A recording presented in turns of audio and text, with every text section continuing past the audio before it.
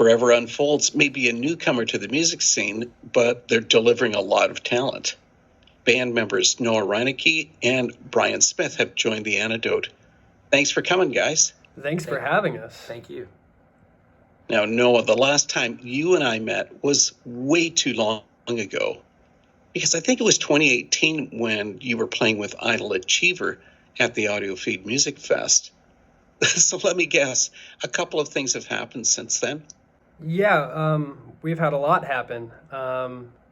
So me and Chase have continued making music. We started a recording studio, and Chase ended up going his own ways with his career path. And through starting my studio, I met Brian here, and he's a very talented drummer, blows me away, adds a lot to the production, and he understands music and music theory and composing good songs, and he helps add some flavors that I couldn't add myself, and it just started something awesome. I agree. Okay, Brian, tell me the story. How did you two guys meet? Well, I was just going around drumming for everybody I could find, just coming up from, doing a little bit of different genre blending, and whatnot, and I actually just didn't know what kind of drums I wanted to get recorded. I wanted to do a live acoustic recording on my drum kit, and he could do it.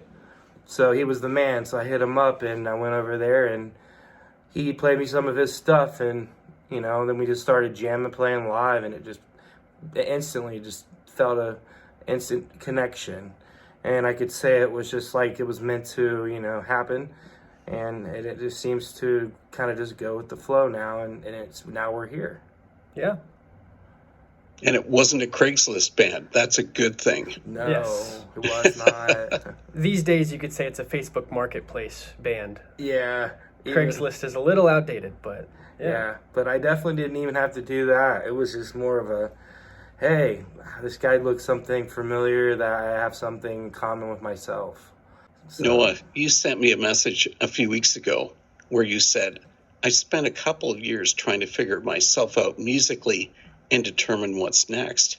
And I think I've found it. So you make it sound as if finding a music style was actually a struggle. Yeah, so for years, I went from one artist to another that I was just obsessed. And, whether it was one band or a rapper or another up-and-coming artist that's just doing a solo thing. It's just always one artist that I became obsessed with, like modeled my sound after, and like tried to follow in their footsteps. And you can see that over the years, that one project or one album or one EP just really catered towards a certain sound that I preferred at the time.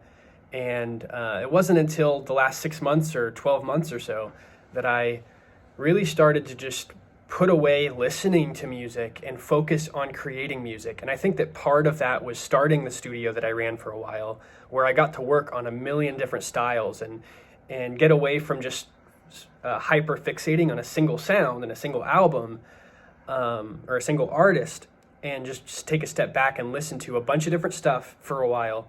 And then I went months without really listening to much music at all.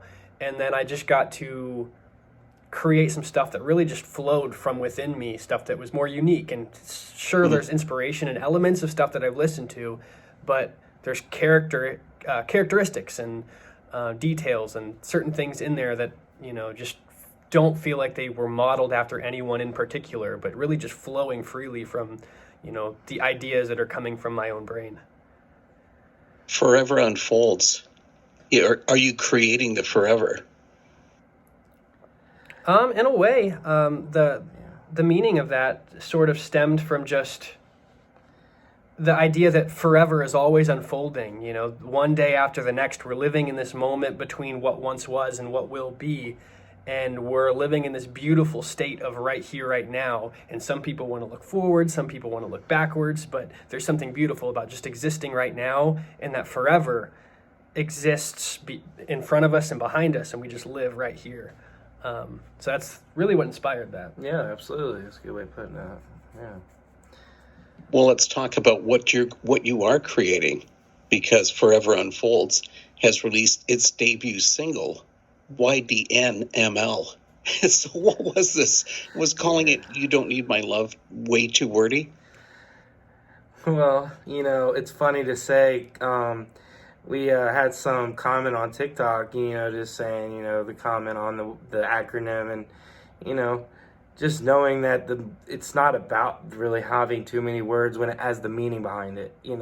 When you don't need the love, but somebody wants that love.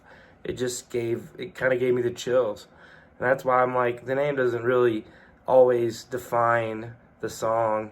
It's the meaning, and that's why I think that fits pretty well with why we named it with such a complicated acronym. Yeah, and that's actually something you point that out very that idea that the name doesn't necessarily matter. It's what's underneath and what's inside the music and what's behind it, and that's something that I didn't think about. But we didn't really think about the name. I just typed in the acronym to export a demo, and you're like, I like that, and there's just a certain element of let's gloss over the detail. Let's not worry about it because it's really what's underneath it.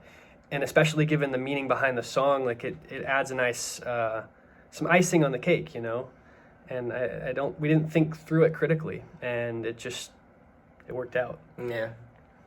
Did you ever consider Forever Unfolds, what they get shortened to? No. FU. Yeah, I know. I thought, okay, that's awkward, but let's talk about it. Let's do it. Yeah, it wasn't that. an intentional design. It wasn't until I was working together the logo that I was like, oh, this idea is creative and cool, just flipping the F around and adding the U connected to it. Then I'm like, wait a second, F-U, oh, come on. Are we saying that to the fan base? So, no, it's I don't know. It's living life on the edge a little bit, and what steps out of my conservative faith background, and like it's a little edgy, and like in some way it's a conversation starter. Though like at first glance, like, oh, maybe we shouldn't utilize that, or should think about something different. It is a good place to start a conversation. And it's interesting because like it's good to see how our fans will interpret that, and seeing like, do you think that way, or do you just and then maybe they get a chuckle, or maybe they just see it as, oh, that's just what that's the acronym for the band, so we can see how people look at it, and then we can also see to see the deeper meaning behind things, just like the acronym. I guess we're just messing with people's minds just a little bit. You guys have made an ultra catchy pop track.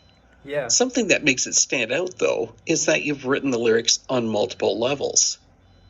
Maybe you could explain. Depends on what you mean by multiple levels. There's different ways that you can read the lyrics. You could take it in a human sense. You could take it in a sense that you're actually referring to God. Yeah, I think that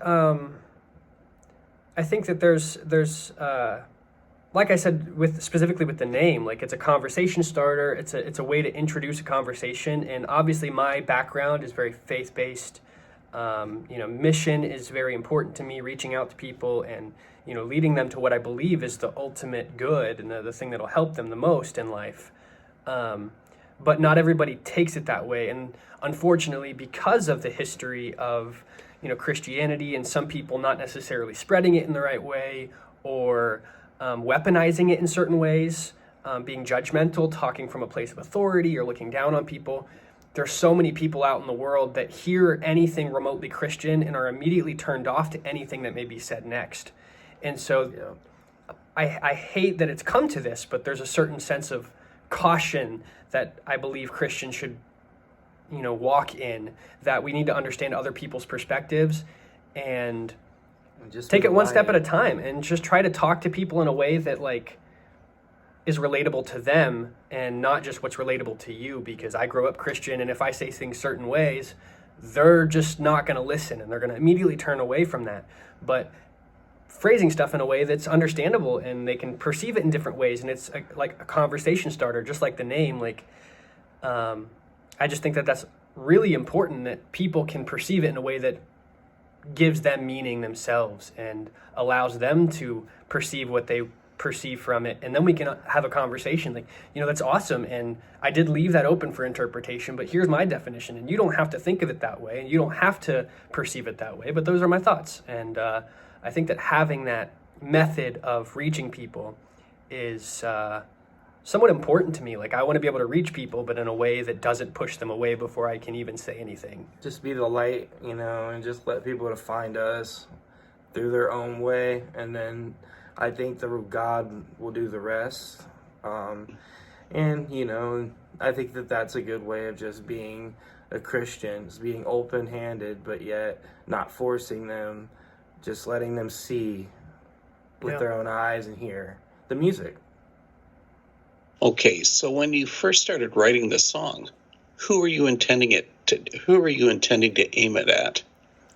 Or were you looking at the worldly sense, or were you looking at the divine? Man, to be honest, when it started with just that first line of the first verse, that I know the night's long, but it's longer without you. And I was going through a situation at the time that I just felt like, man, God, I need you right now. Like, I'm struggling, my studio's closing down, and there's these other things going around that I can't deal with on my own, and I need you here. And like, the night is very long, it's especially longer without you, and I need you here right now. And I think that's where it originally stemmed from. It was just one thing after the next, and within minutes the whole song just started unfolding in front of me and falling into my lap. But I think that thinking critically on those few seconds where that idea popped into my mind, that's really what I was feeling at that time. The debut from Forever Unfolds is out there, and you're getting a lot of traction with it. Yeah. But I guess the question is, when will we be able to hear more? So, I guess Brian, you can take this question up. I've been talking a lot. All right, so the next release is so close, and we kind of just keep jumping between two songs. And with me adding drums and coming in, adding my perspective and, giving the music its own feel and coming with the groove and letting him, feel the songs out and making sure that, his lyrical content is up to par to where he wants it to be. And that's where I have to be patient, as my job is to make sure that, musically it makes sense, just like he plays the piano and his vocals are at par, and how he wants to approach the song. And some of them we're just developing a sound. Like, still, even right now, we're just growing, and that's why I think, once again, the band name Forever Unfolds will forever grow. And that's why as a Christian, even, or as a person, you keep growing. And I think that, to come back to circle around to that question, we do have a song coming soon, and I don't want to say any name right now because there's two of them that we're kind of juggling, but they're definitely right there with that song, if not, in my opinion, above that. Yeah, and I think we're talking a matter of weeks till we're like, let's throw this thing out there and let people hear it. So we're close. Yes. Very close. So people don't need to sit on the edge of their chairs for too long. No. Yeah. Guys, I got to thank you for a great song, and thanks for coming to the Antidote to speak about it. Yeah, thank you for having us. Yeah, thank you so much.